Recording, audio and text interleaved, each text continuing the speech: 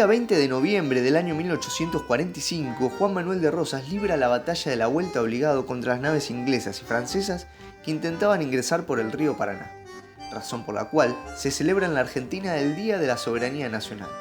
En este episodio intentaremos entender este suceso y a las partes intervinientes. ¡Acompáñanos!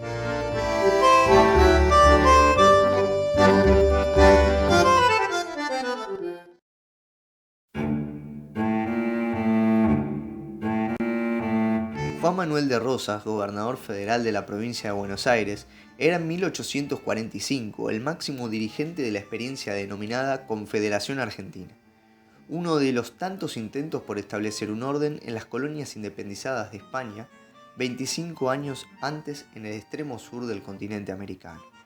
Durante su gobierno había dos problemas que se mantenían latentes.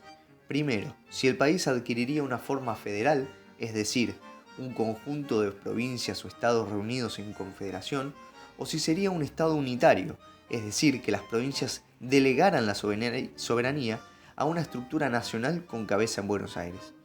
La segunda de las problemáticas era cómo se distribuirían los recursos obtenidos por la aduana del puerto de Buenos Aires. Se puede notar que la forma federal favorecía claramente a las provincias más fuertes, que podían autosustentarse con sus propias actividades productivas, mientras que el gobierno unitario servía a la redistribución de los recursos, por los que las provincias más pobres podrían subsistir a pesar de la pérdida de soberanía. El problema del puerto tenía gran importancia. El monopolio del comercio internacional que se producía por la imposibilidad de navegar libremente los ríos para el comercio internacional le daba a Buenos Aires una situación de privilegios que Rosas no pensaba perder ante otras potencias productivas, como podían ser Santa Fe, Corrientes o Entre Ríos. Ante el bloqueo de la actividad comercial con los puertos del interior, los buques mercantes de Inglaterra y Francia establecen un bloqueo al puerto de Buenos Aires y, más tarde, intentan remontar el Río de la Plata para poder llegar a las provincias del litoral violando la soberanía de la por entonces Confederación Argentina Rosista. Para ello, encomendó la instalación de una gran cadena en la llamada Vuelta Obligada, que pusiera freno a los 22 buques de guerra de ambos países. La estrategia militar que llevó a cabo Lucio Mansilla consistía en detenerlos y atacarlos por las márgenes del río, que en ese tramo se volvían más estrechas. El enfrentamiento terminó en favor de las naves anglo-francesas, que lograron vencer la resistencia y llegar a los puertos de Santa Fe, Paraná y Corrientes. Yendo un poco sobre el concepto de soberanía, podemos decir que es el poder político supremo que corresponde a un Estado independiente. Esto quiere decir que un país soberano no puede ser violado en su voluntad por agentes externos, y Rosas intentó demostrar justamente eso ante la invasión y el atropello extranjero.